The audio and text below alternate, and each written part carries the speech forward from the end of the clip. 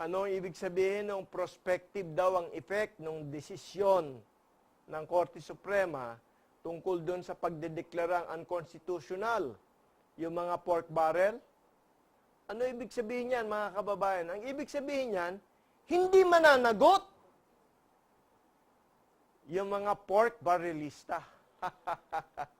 Ang mananagot lamang yung pagkatapos ng desisyon. Ha? Ibig mo sabihin, lusot na yung mga ibang gumamit ng pork barrel? Ayan ang ibig sabihin ng prospective ang effect. Ibig sabihin, yung pagkakadeklara na unconstitutional, magsisimula sa paglabas ng desisyon ng Korte Suprema. Nilabag yung saligang batas sa simula't sa pool pa lang. Kaya nga sabi, unconstitutional di meron ng paglabag, meron ng krimen na nagawa. Bakit kailangang maging prospective pagkatapos lamang nilabas yung desisyon? Wala sa hulog, mga kababayan. Ngayon, ang tanong natin sa sarili natin ay ito. Tayo ba'y magbubulag-bulagan dyan? Kunyari, hindi natin alam. Bakit prospective yan? Kailangan, kunyari, hindi natin alam na makakalusot at hindi mapapanagot yung mga congressmen at mga senador na nag-endorso ng ayon sa pork barrel system. Unconstitutional pero hindi mananagot. Ha? Kawawa naman si Juan de la Cruz. Kaya nga napagtatakpan yung mga issue Bakit po? Si Juan de la Cruz, nagbubulag-bulagan din. Di ba nga? Hanggang konting gising, tapos mas marami ang tulog natin. Bakit? Anong halimbawa niyan? 2004, na-tape yung usapan ni Mrs. Arroyo at saka ni Commissioner Garciliano. Lalamang ba ako ng 1 million dyan? At least 1 million dyan? Susubukan po natin, ma'am. Susubukan po natin, ma'am. Hindi naman itinanggi. Yung palang pagpaplano, sa pagitan ng COMELEC at ng Malacanang, na makakalamang yung isang kandidato ng mahigit 1 milyon laban dun sa isa pang kandidato. Yan ay isang malaking katiwalian. Yan ay isang malaking pambabastos sa tiwala ng sambayan ng Pilipino. Pero anong ginagawa natin, mga kababayan? Wala, parang wala nangyari. Para mailabas yung expose na yon, may mga nagtaya ng kaligtasan nila. They took the risk. At ano ang ginawa ng COMELEC? 2004, 2007, meron ng inihain na formal na sumbong. May ginawa ba ang COMELEC? Hindi! Nagbubulag-bulagan magmula 2007 hanggang ngayon, wala pang pagkilos na ginagawa na matino dito sa sumbong na ito. 2007, ano na ngayon, 2014, kumilos ba sila sa loob ng 6 na taon o 7 taon? Wala. Bakit ganon, sasabihin nyo? Baka walang nagreklamo? Meron! Baka walang batayan? Meron! Yung recorded conversation, yung privilege speech ni Chis Escudero nung panahon yon, yung impeachment complaint ni Oliver Lozano, yung sagot ni Mrs. Arroyo doon sa impeachment complaint, nandun lahat Yung I am sorry speech, nandun din Napakahirap ba nun? Tapos, maghahain sila ng sumbong laban sa 3 senador. Ang bilis-bilis ng investigasyon. Wala pang 1, 2 taon, nakakulong na. Si Garciliano, nagbabakasyon pa hanggang ngayon. Jesus, Mariosep, anong klaseng pagbubulag-bulagan yan? Hindi ba super bulag? Super bulag nga ba tayo, mga kababayan? Tatanggapin nyo ba yan? Yung PCOS machine, nanalo daw tong mga nahalal na pangulo sa pagbibilang ng makina. Sa ilalim ng batas, dapat merong ilalabas na source code para maipakita na yung mga numerong inimprenta ng makina na nagpapanalo dito sa nakaupong presidente ay hindi minagic. Dapat pinapakita yon para alam ng taong bayan kung saang voting centers nanggaling yung mga numero na pinagdugtong-dugtong. Hanggang ngayon, bakit hindi pinapakita yung source code? May nagtatanong ba? Nakikita ba ng taong bayan yung etong hindi pagkilos ng pamahalaan sa isang usapin na napakahalaga? Bakit napakahalaga? Eto na naman, gagamit na naman ng PCOS machine. 2016. Uulitin na naman yan. Hindi na naman masusunod ng batas. Wala na namang maglalabas ng source code.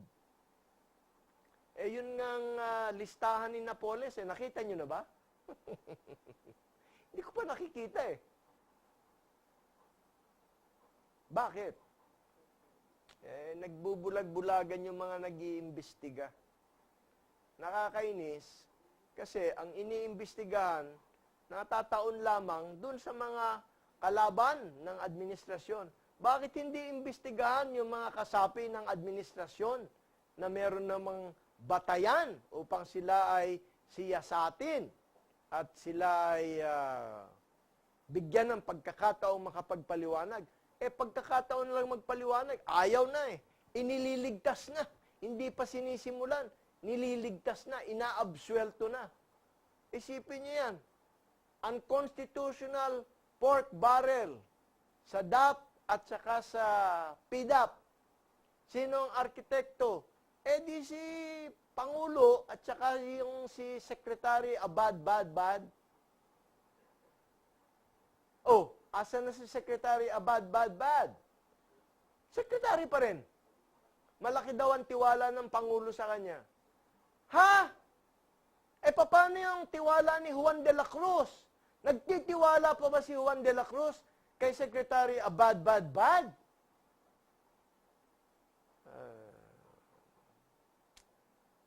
Nagbubulag-bulagan itong mga nasa ating pamahalaan.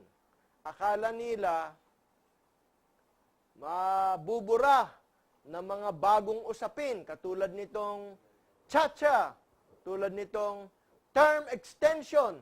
Mabubura yung malaking kasalanan ni Secretary Abad at President Noy.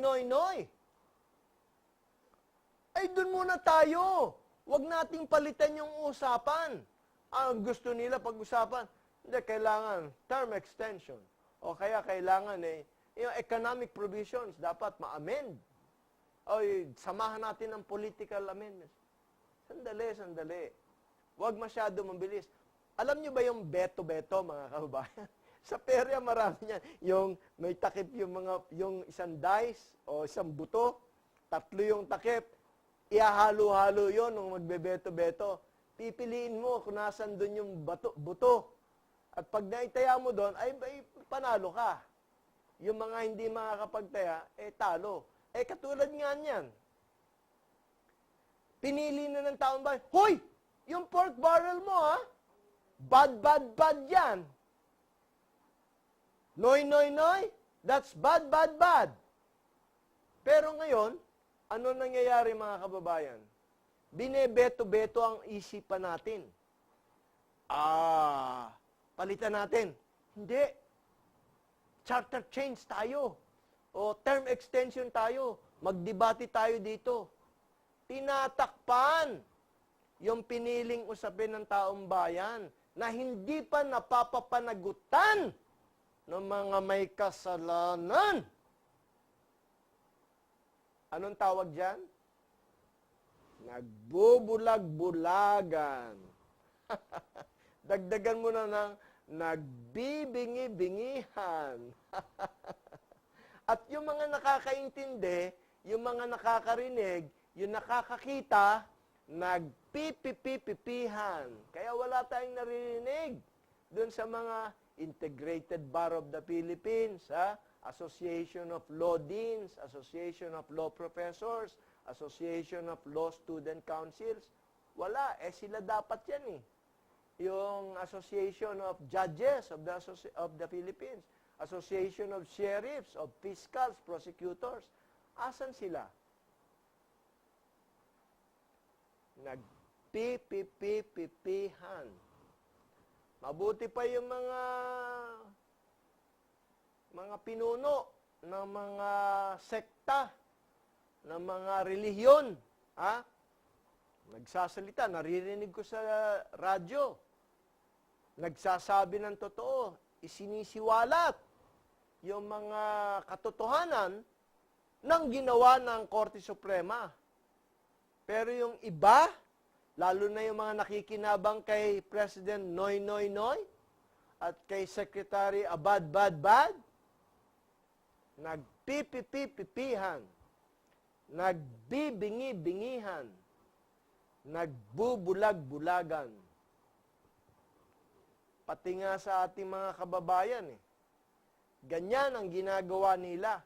Hindi lamang sa katiwalian ng kanilang mga kakampi, kabarilan at kaklase. Pati doon sa pagdarahop, sa paghihirap, sa pagdurusa ng napakarami nating mga kababayan, nagbubulag-bulagan sila.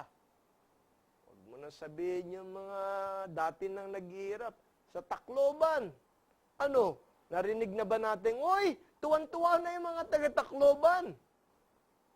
Natanggap na nila yung malaking tulong. Nakapagsimula na sila ng panibagong buhay. May puhunan na sila. May maganda na silang kabuhayan. May narinig ba tayong ganon? Wala. Pero yun, exception yun, Malaking bagay yun dahil napakalaki ng Leyte. Pero exception yan. Bakit? Leyte, isa lang yan sa 70 mga lalawigan sa Pilipinas. Sa kabuuan ng Pilipinas, maging sa mga lalawigan o sa ating mga kalungsuran, nagkalat, mga kababayan, ang mahihirap. Ako, taga Quezon City. Diyan sa Morato, yung Tomas Morato Avenue, napakagandang kalye niyan noon. Walang pakalat-kalat na yagit. Puro bangko, restaurant.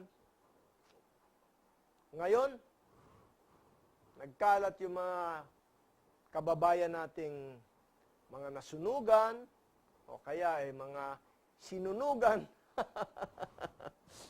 Hindi natin alam, mga kababayan, talaga nasunugan yung mga kababayan natin yun Andun, bit-bit yung mga sanggol. Ang saplot nila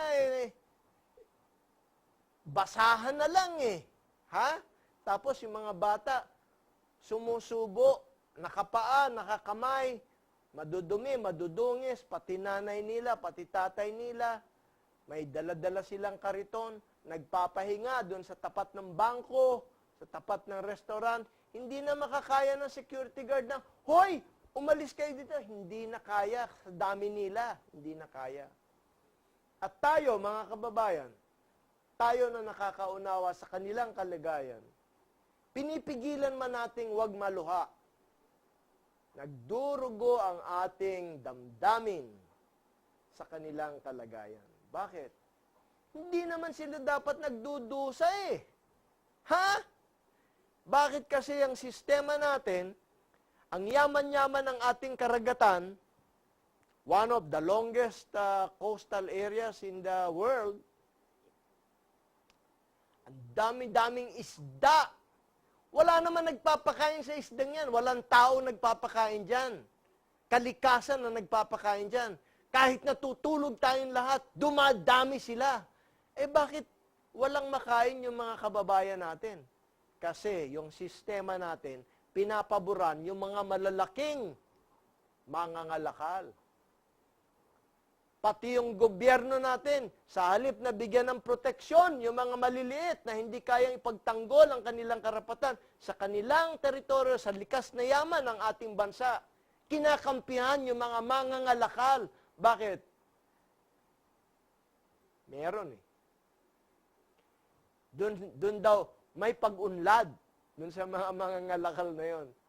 Jesus Mariosep, kung ang halaga naman ng dapat ibayad ni Juan de la Cruz sa pag-unlad ng iilang korporasyon, yung malawakang paghihirap ng sambayan ng Pilipino, abay mag-isip-isip tayo mga kababayan. Ano lang kalilipas lang ng kailan ba yung National Heroes Day? Malapit na. National Heroes Day. Magpakabayani tayo mga kababayan. Ang dami nating bayani. Dapat alalahanin natin na itong lupang hinirang na ito ay lupang sinilangan ng mga matatapang. Pero dapat yung tapang ilagay sa lugar. Gamitin natin yung likas na tapang ng ating lahi upang masagip yung mga nakalugmok sa putik ng kahirapan at kagutuman. Hindi yung gagamitin mo yung tapang mo dahil naka-uniforme ka, pulis ka, naka-uniforme ka, sundalo ka. Hahampasin mo yung mga riot sticks, yung mga nagde-demonstrate. Anong tapang yun? Pagmamalaki nyo yan, ganyan din yung tapang na pinakita nung diktadorya ng nakaraang martial law. Hindi ba kaya nga nagka-EDSA 1? Bakit inuulit nyo yan? Itong mga kasundaluhan natin, itong mga kapulisan natin, anong pag-uugali nila doon sa mga nagtalaga sa kanila? What is their attitude towards those who appointed them? Ay, salamat po bossing. Bossing, baka may kailangan ka, tutulong ako sa iyo. Sus Mariosep, hindi ba ganyan ang nangyayari? Ay, ito ang tumulong sa akin, si congressman ganito, ay si senador ganito, tinulungan ako niya, kaya ako na-appoint. Naku, utang na loob ko sa administrasyon. Paano yung utang na loob niyo sa taong bayan na nagpapasweldo sa inyong lahat? Nagbubulag-bulagang kayo. Tapos tayo, mga kababayan, ganon din ang nangyayari. Nagbubulag-bulagan tayo na kunyari ba'y hindi natin nakikita ito? Hindi, kita natin ito. Kikita natin yung mga panluloko na nangyayari sa nililin lang na nakabukas ang mata. Tapos bibigyan ka ng managinip tayo sa magandang kinabukasan. Doon tayo sa tuwid na daan. Susunod kayo sa akin. Bigyan niyo ako ng second term. Ha, ha, ha, ha, ha. Nakakaiyak yan. Nakita niyo na ba yung mga kapatid natin, mga basurero? Huwag na yung mahihirap. Yung mga kababayan na lang natin, basurero, yung mga nagtutulak ng buko, nagtutulak ng kariton, tingnan niyo yung mata nila. Ayaw nilang gumawa ng masama. Hindi sila nang hold up. Hindi sila nag-snatcher. Lumalaban sila ng parehas. Binibigyan ba sila ng patas na laban ng pamahalaan natin? Hindi. Meron din silang, hindi sila exempted sa VAT. Pag bumili sila sa fast food, VAT ang babayaran nila. Pag pumunta sila sa public hospitals, bayad pa rin sila. Yung sinasabi nilang cheaper medicines bill, na mabait ang gobyerno, mabait ang mga congressmen, na binibigyan nila ng cheaper medicines, na batas na para pababain ng gastusin ng mga bilihin ng mga gamot. Hindi maganda yan. Bakit? Kailangan ka pa magkasakit bago mo pakinabangan yan. Kahit na gumaling ka dahil nakabili ka ng murang gamot, magkakasakit ka ulit kasi hindi ka makabili ng masustansyang pagkain. Kasi walang cheaper food bill. Inuna nila cheaper medicines bill para bili ka ng bili ng gamot. Eh yung binibili nating pagkain, ilang beses ang araw, ayaw nilang pababain ng presyo. Kasama na dyan, yung gasolina, presyo ng petrolyo. Bakit? Lahat ng mga pagkain natin, gulay, gulay, karne, prutas, galing yan sa lalawigan. Lahat yan, dadalhin dito sa Maynila, sa Kalungsuran. Ano ang gagamitin pagdala dyan dito? Eh di mga sasakyan na gumagamit ng gasolina, nandun! Doon tayo nauhuli, mga kababayan. Pag tinaasan yung gasolina, taas din yung singil nung nagdala nung yung middleman. Taas din yung nagbebenta. O di sino tatamaan? Tayong mamimili. Kaya, dapat makita natin yung koneksyon ng pagtataas ng halaga ng gasolina doon sa pagtaas ng bilihin, pagtaas ng presyo ng mga bilihin natin, lalo na yung pagkain. Yun. Eh pag hindi tayo nakabili ng pagkain, pag konti na lang ang nabibili natin pagkain, kulang tayo sa pagkain, lalo na yung mga anak natin. Eh pag kulang tayo sa pagkain, kulang na tayo sa sustansya. Pag kulang na tayo sa sustansya, magkakasakit tayo. Paikot-ikot lang yan. Pero ang punto, bakit tayo naghihirap? Bakit tinatanggap natin na maraming maghirap sa ating bansa? Ang yaman-yaman ng Pilipinas, kaya nga hindi tayo maiwanan ng mga Amerikano eh. Mga Hapon. Bakit? Nandito sa ating kalupaan, sa ating karagatan, ang likas na yaman nawala sa kanila. Kaya lang ang problema, yung style nila, binubusog nila yung mga korap natin, mga pinuno. Yun ang tinutulungan nila sa eleksyon. Yun ang tinutulungan nila ma-appoint. Para pag nagpasya, pag ginamit yung kapangyarihan, pabor sa kanila, hindi pabor sa taong bayan. Yan ang hindi magandang katotohanan. At yan ang katotohanan gusto nilang gawin tayong magbulag-bulagan. Kaya yung mga usapin sa katiwalian, yung pork barrel, mga simptomas lang yan ng tunay na usapin. Ano yung tunay na usapin? Hindi natin inaangkin ang sariling atin. Gobyerno natin to. Teritoryo natin ito. Bakit ibang nakikinabang? Bakit hindi mga Pilipino ang nangingisda? Bakit kulang sa isda ang mga Bakit kulang sa gulay? Ang dami-dami nating lupain. Ang problema, isang pamilya, kuwang ko, 6,000 hektarya, asyenda. Tapos, si Juan de la Cruz, walang lupa.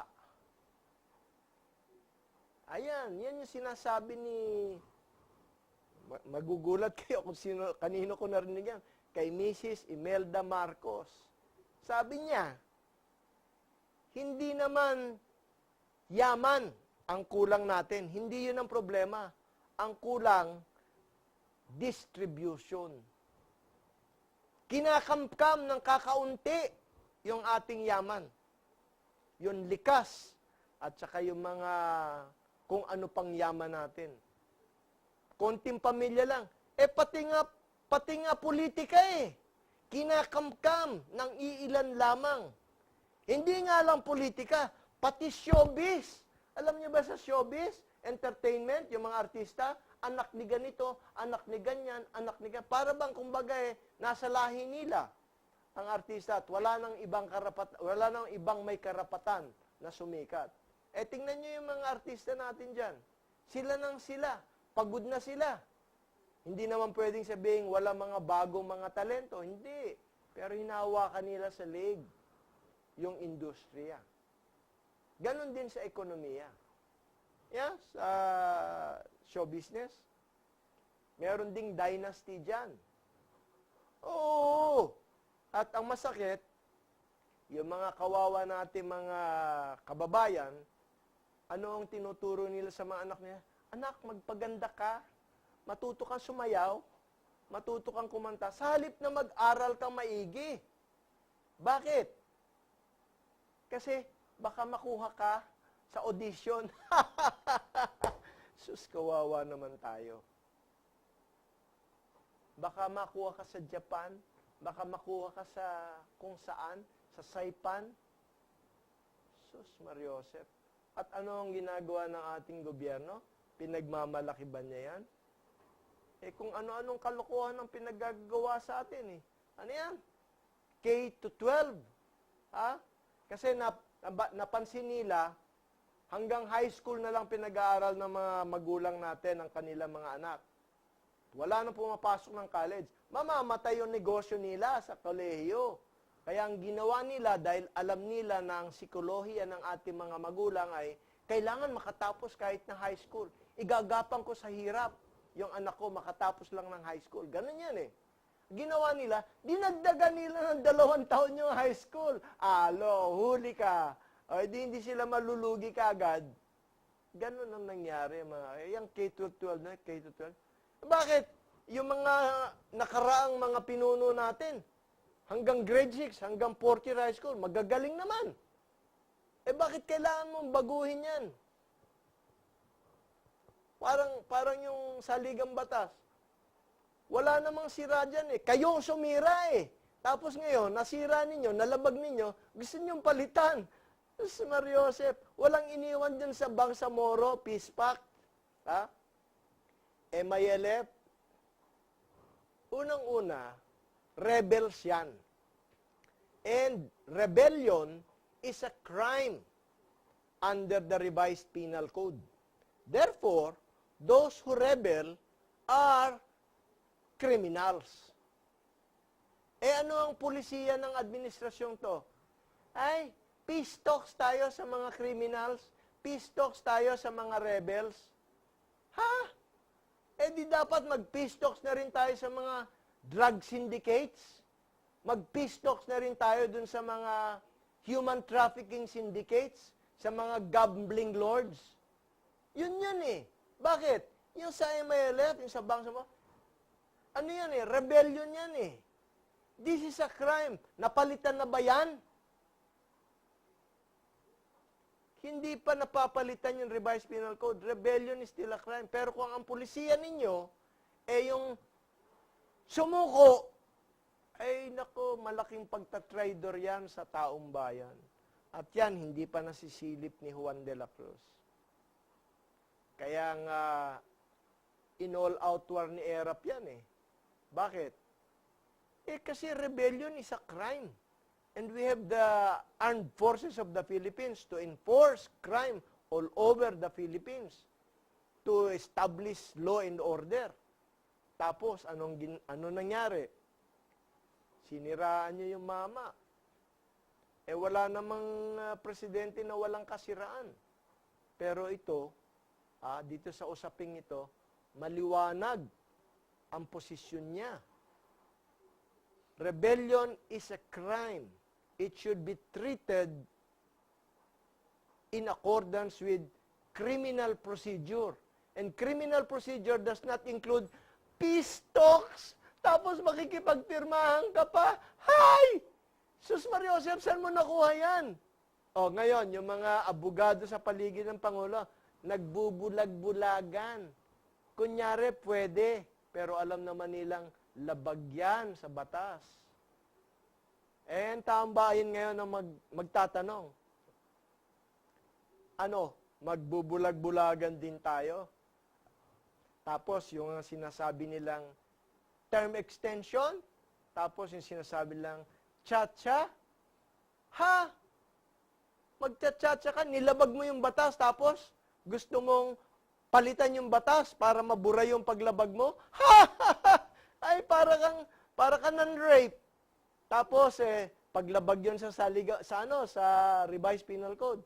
Tapos, nung mahuli kang nan-rape, ay, gusto mong palitan yung batas para yung rape mo, hindi na rape. Papalitan mo ng definition. Ha? Nakapagngangalit, mga kababayan. Hanggang sa susunod po muli, ito po ang inyong banding ko, nagsasabing, gumising ka, bayan!